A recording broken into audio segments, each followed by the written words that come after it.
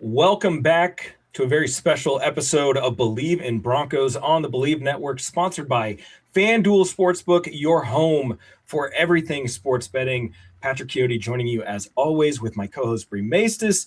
And today on the show, we have a very special guest, analyst for NFL media and Fox Sports Radio, the one, the only, Bucky Brooks. Bucky, it's fantastic to see you. How you doing, man? I'm good. How you guys doing? What's happening? Doing fantastic. OTA's underway. A lot of stuff coming out from around the league.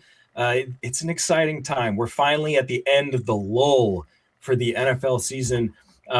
Bucky, the Denver Broncos have had an interesting offseason, relatively quiet. But you recently framed Denver's offseason as quality over quantity. When you look at the Broncos right now, does that approach tell you they believe that they're already a contender, or does it suggest that they're being careful not to overcorrect after a deep playoff run?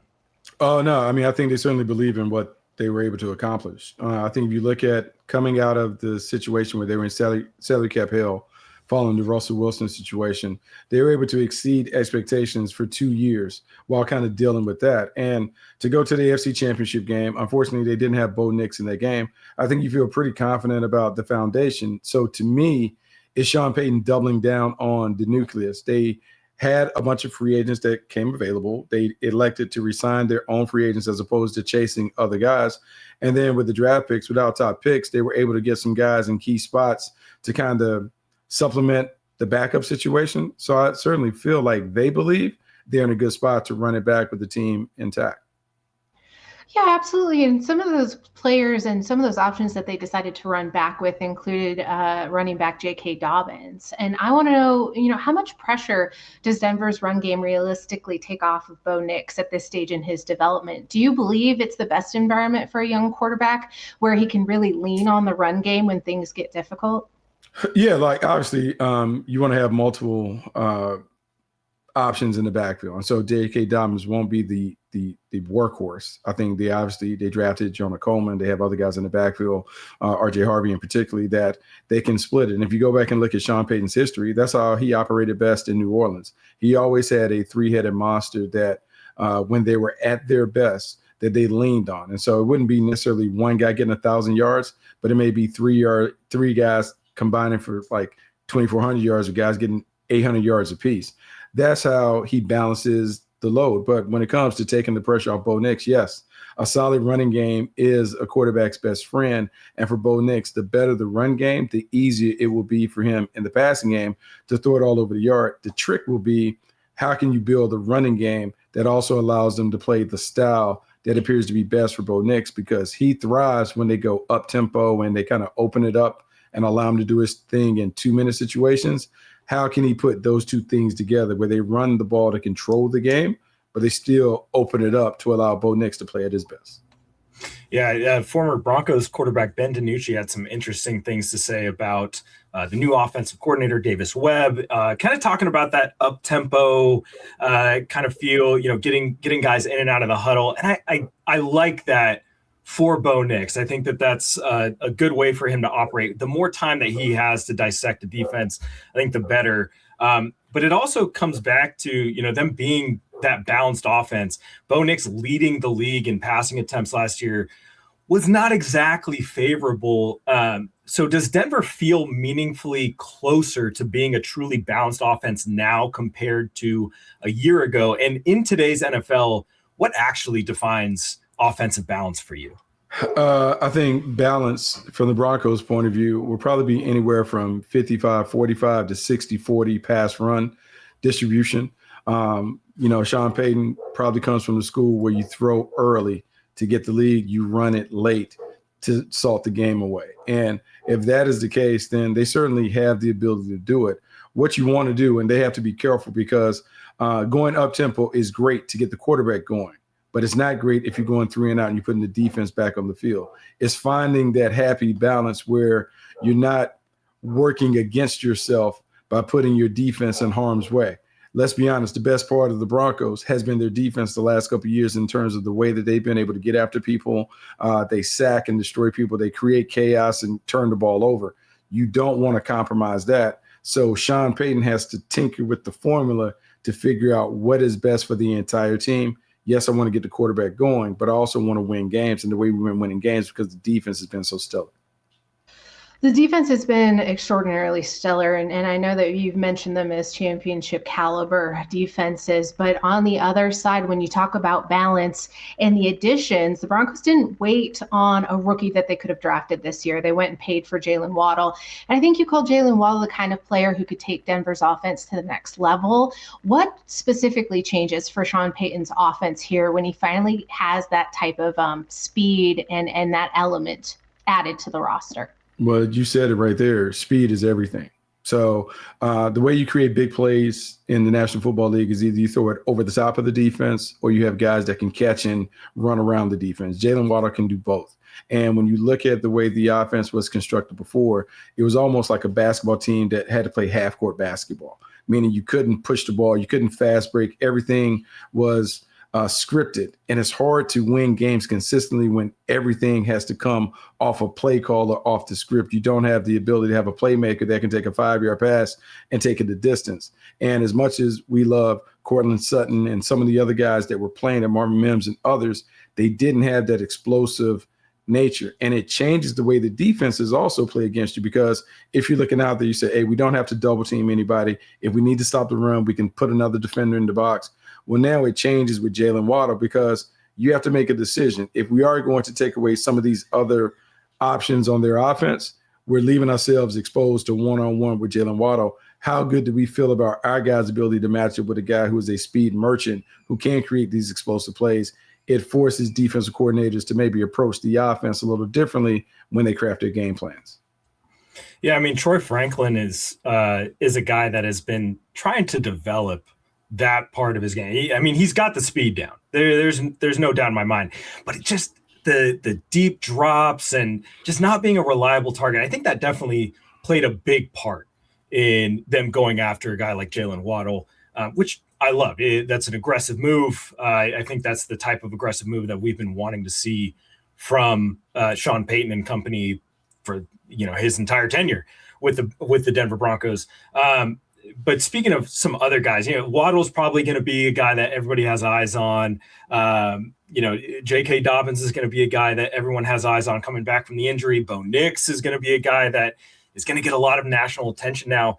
But which Broncos player do you think has the best chance to become a national breakout name this season? And when you evaluate these breakout candidates, what traits usually tell you a player is about to make that jump from a good player to a guy that is nationally recognized as an impact guy?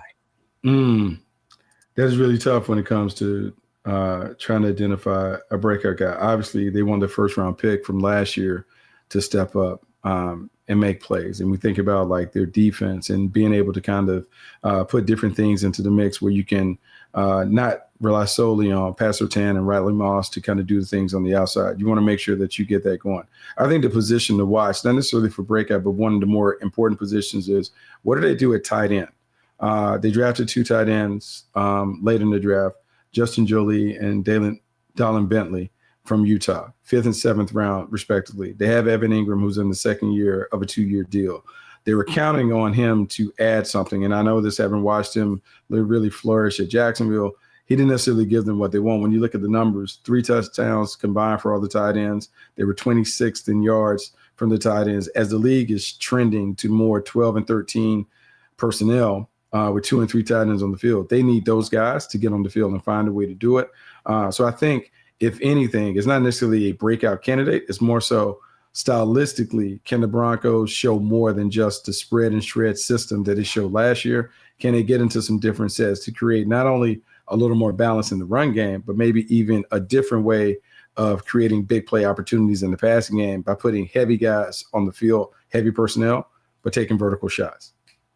Absolutely love it. And we know Sean Payton's offenses have historically gotten a lot out of the tight end position. Now with Davis Webb coming in as that offensive coordinator, do you see the tight end room for the Broncos as more of security blankets for Bo Nix, or as matchup pieces to help really unlock something else? Yeah, it'd be interesting to see what these guys look like in preseason, because Jolie is more of that matchup guy, but I can't say that he is going to come in and surpass Evan Ingram for what Evan Ingram can do.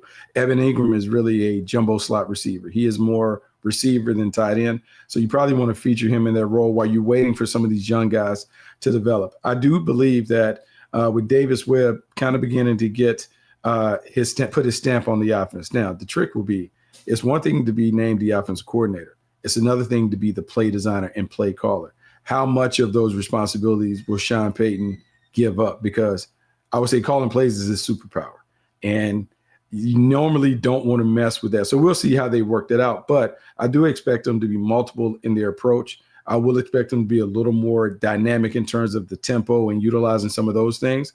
But you're talking about a team that was in the AFC Championship game. I don't know if you have to change a lot to get over the top. I think the main thing is if you can have your quarterback available in those key moments, maybe that in itself is enough to get you over the top. Bucky, I love the fact that you brought up using, heavier personnel packages, because I have talked on this show, I don't know, Bri, the last like 3 or 4 shows about how Sean Payton is a guy that loves to watch what other guys are doing around the league, and especially when it comes to Sean McVay. And that's something that we saw Sean McVay really implement this last season. 4 tight ends at times on the field at the same time, just to get those different looks and those different matchups. I could definitely see Sean Payton kind of going in that direction. You mentioned, Davis Webb and him coming in as the play designer, but with Bo. When you have a young quarterback like Bo, who's already experienced these high leverage postseason football situations early in his career, how much of that can accelerate the year 3 development curve? And what's the next layer of his game that he has to master for Denver's offense to go from efficient to one of the more feared offenses in the league? I just think it's the natural progression. I think the more that you play, the better that you get. The more that you're in these situations, the more comfortable and confident you are. I'll say this, he had a tremendous run. You think about the game-winning drives, the late game comebacks that he was able to orchestrate. He certainly is fearless in those moments. And I would say he is underrated in terms of how people view him as a quarterback around the league. Some people will say he's a game manager, not quite a playmaker. I think he's kind of a game manager plus. I think he runs the offense the way that Sean Payton wants him to run the offense, but he has a little more when needed. And we've seen that in the 2-minute situations when he's had to kind of put it on his shoulders and make it happen. The next step, I think, is just kind of dominating the game at the line of scrimmage in the pre-snap phase, giving him more responsibilities where he can check in and out of plays, where he can get the team in the right play based on what he sees or what he anticipates. That's probably the next phase. And the hardest thing to do in this league is to not only go from good to great, but to be great consistently. I think we want to see that jump, but we want to see that jump play out in consistent high-end performances from a young quarterback. Year 3 is when you begin to make the determinations on where these guys are going to stack up. Is he going to be elite? Is he going to be on the cusp of being elite? Is he just going to be a really good player? We want to see that jump consistently each and every week where he's able to show people, hey, I'm a top 5 quarterback. Because if he's playing at that level, then the Broncos are always going to be in the conversation of being a title contender, because in that division with Pat Mahomes, in that conference with Josh Allen, Lamar Jackson, Joe Burrow, and others, it's the quarterback league. He has to be one of those elite quarterbacks for this team to be the team they want to be. Absolutely. And I think year 3 is where you're also going to see defensive coordinators really trying to figure out Bo Nix and what this offense is trying to do. Now, Sean Payton's going to do a miraculous job really playing chess out there to keep people guessing. But defensive coordinators are going to spend the offseason studying Nix and what they gleaned from his year 2. What do you think they'll try to take away from his game heading into year 3? Well, I think the big thing is, before we even talk about Bo Nix, defensively, the trend in the league is to play 2 high safeties, try to defend the run with light boxes, eliminate the big plays so you don't give up explosives. And as defensive coordinators will talk about, let's die a slow death. meaning like make them drive the length of the field on a bunch of plays. And we're going to say that the odds are in our favor that they have a negative play or a turnover that gives us the ball back and gets them off the field. Well, some of this acquiring of big personnel is to get teams out of these too high safety looks, because if you're going to have too high safeties, that means when we put the big boys on the field, we're going to be able to run the ball at will. And then can you, as a play caller, whether it's Sean Payton or Davis Webb, can we be patient enough and disciplined enough to continue to take the running game when they give it, when they're giving that away easily? And I would say the final piece of it is, how can we create the explosive plays? How can we create the big play opportunities? Is that heavy personnel with Jaylen Waddle out wide as the single receiver? So now we get soft coverage. He has free access, and we find a way to create those big plays there. Is it the use of play action? Is it a use of catch and run concepts where we got crossing routes and those things? Part of that will be determined in OTAs and training camp, a little bit in preseason games. But the first quarter of the season will probably be the experimental phase until they really settle in and figure out what the identity of the offense is and how they need to play this offense to better complement a really good defense and a special teams unit that also produces big plays. Special teams has to be one of the most important parts of the Broncos' identity. Listening to Sean Payton talk this offseason, he was talking a little bit about, outside pressure. And when he talks about not chasing the outside pressure, how much of that reflects the mindset of a coach who's already won at the highest level and understands offense doesn't have to look reckless to be aggressive? Look, I think what you're trying to do is this, right? So there are people that steal plays because they see the trendiest thing, looking on film study and those things. But what you have to remember is, what is our overall philosophy for how we win games? And how does that match the personnel that we currently have?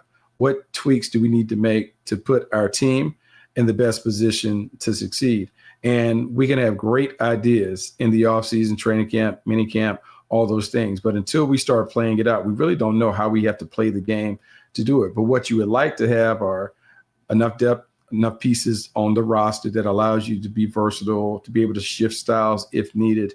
You like to have enough depth in your playbook to be able to have the play designs and those things to take advantage of the personnel that you have. And you want to go through that experimental phase, as we talked about, not only in the summer, but the early part of the season.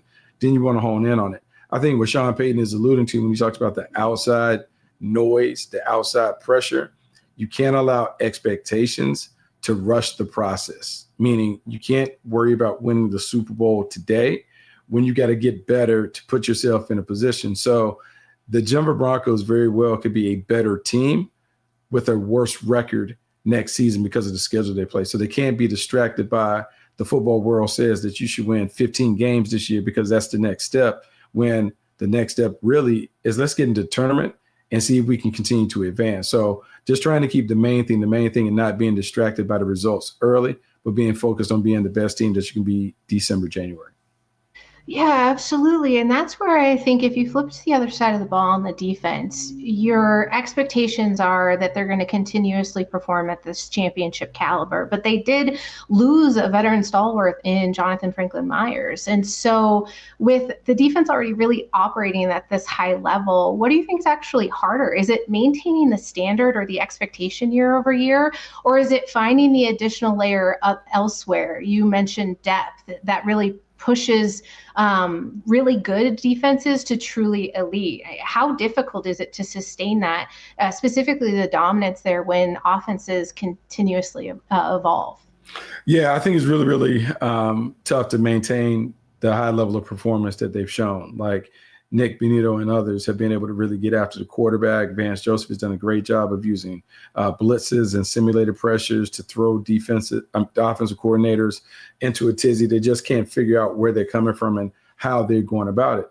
So you can scheme your way to a lot of success, but then at the end of the day, you have to play your way to maintain that success. So can we continue to be good tacklers? Can we continue to maintain good leverage on coverage so we don't allow balls to fly over the top of the defense? Do we know exactly what we're trying to do when we're coming with these creative and exotics where we don't have busts and mental errors and those things? I think a lot of it is being on the details to make sure that there's no slippage or complacency that takes a defense that has been a top 5 defense and allows them to fall back to the middle of the pack. I think it's not only the coaches holding the guys to a high standards, but now it's the players policing themselves and making sure they hold their teammates to a high standard in terms of the way that they play and the way they perform each and every week. So how should Denver realistically measure defensive success this season? Is it more about like the traditional stats like yards and points allowed, or would you place more value on things like pressure rate, turnovers, situational football, and late game stops against elite quarterbacks? I would say the things that never go out of style that you always want to focus on: points and turnovers. The game comes down to that. All those advanced metrics and all that, pressure rate, win rate, run, destruction, all that. The only thing that matters in this game, how many points do you give up and how often can you turn the ball over? Because those stats are the ones that are most related to winning, turnovers in particular. The Broncos have done a great job getting after the passer. The next step in the next evolution is being able to create a massive amount of turnovers. And whether that's knocking the ball loose when guys catch it in the perimeter, whether that's knocking it free from the quarterback, whether that's fooling the quarterback and getting interceptions off tips and overthrows, turnovers are number 1, and then points allowed are number 2. You cannot give up big plays, but you got to turn it over to give your offense extra opportunities, and then you have to keep the points down. Normally, the magic number is 17. If you hold an offense to 17 points in this league, you should win most of your games. And so I know Vance Joseph and those guys are talking about that. 17 is always the magic number that works in the league. I'm definitely writing that 17 number down because I think it takes this last era of the Broncos where they were losing big to losing small. Now they're winning small. They need to turn it up, crank it up one last time to start winning big. But it also begs the question where Denver can start to fall in mostly the AFC hierarchy right now. Are they legitimate contenders? Are they still a rising threat? Was last year kind of just a jump or a flash in the pan? When you look at the AFC West specifically, what do you think the biggest advantage is here right now? Is it the coaching? Is it the defense? Is it the trajectory of their franchise quarterback? Or do you think it's a formulaic response of their overall roster balance? Yeah, normally 3 things that work together with championship teams is head coach who has Super Bowl experience or pedigree capabilities. It's a quarterback that can play at an elite level. And then it's a disruptive and dominant defense. When you look at the Broncos, they check the boxes in all of those areas. So that's always going to give them a chance to be not only in the tournament, but capable of winning the tournament. As you look at the landscape, first you have to build your team to win a division. Well, I'm looking around the division. I'm looking at the Kansas City Chiefs that are trying to rebuild their team. Patrick Mahomes is coming off an injury, so we don't know quite yet if he's going to be the magical Mahomes that we've seen in the past. The LA Chargers have a team that is well constructed. They have a really good coach and Jim Harbaugh, but what are we going to get from Justin Herbert when it really, really matters? That is a big key. The Raiders are a team that is undergoing a rebuild. So right on paper, on surface, you feel like the Broncos should be right where they were last year's division champs. Then you look around the league. Okay, you have the New England Patriots who you faced in the championship game. They bring back a lot of pieces, but what is that like when it comes to the magic carpet ride? Can the quarterback come back and continue to build upon what was a MVP caliber season? And how distracted, we'll be honest, how distracted has the offseason been for the head coach when it comes to building out the team? How does Vrabel get the team back to pick up where it left off? Not only with the distractions off the field, but distractions of losing, the Super Bowl hangover that certainly occurs with teams and those things. So there's a lot that you have to deal with there. And then when you really look at the rest of the AFC, it's wide open. The AFC South, you got the Houston Texans who have a dominant defense, but the quarterback has been up and down. You have the Jacksonville Jaguars who have to prove that consistently they can play at that high level. So you kind of feel like you're in the mix with those teams. And then in the AFC North is, look, a new coach in Baltimore, new coach in Pittsburgh, Cleveland has a new coach, and then the Cincinnati Bengals have to overcome injuries and they have to improve that thing. So if you're Sean Payton and you're looking around, even though he won't do this, you probably feel good about where your team is in terms of making the tournament. And then once you get into the tournament, anybody has a chance. But I think the goal primarily for the Broncos now, can we take care of business in the division and can we get a golden ticket to the tournament? If we do those things, it'll give us a chance to win it all. Love that. Last question before we get you out of here, Bucky. I was just looking on FanDuel Sportsbook, and Sean Payton is plus 8,000 to win AP NFL Coach of the Year. Baltimore's Jesse Minter is actually the current leader for that category. But talking about Sean Payton, what are some traits that coaches like Sean Payton value during roster construction that fans and media often overlook? And where do you see Denver building with real intentionality rather than simply accumulating talent? I think the one thing that he's doing, and this probably is a Bill Parcells thing, is can we play complementary ball in any weather, in any environment, home or on the road?